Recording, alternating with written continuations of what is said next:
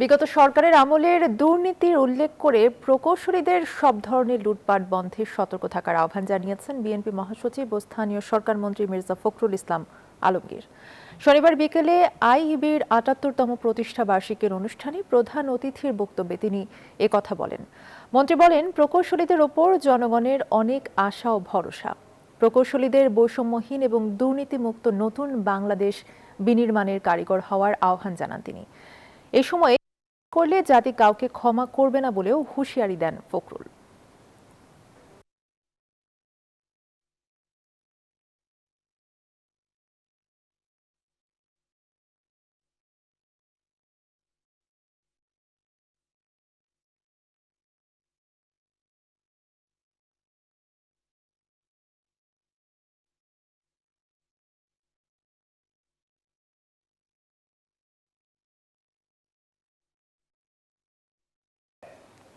আমরা এবারকার এই যে জুলাই, যেটাকে আমরা 24শে জুলাই বলছি, এই জুলাই গণ অভ্যুত্থানের পরে সাধারণ মানুষের মধ্যে কিন্তু একটা বোধ সৃষ্টি হয়েছে। সেই বোধটি হচ্ছে যে আমরা একটা নতুন একটা বাংলাদেশ চাই।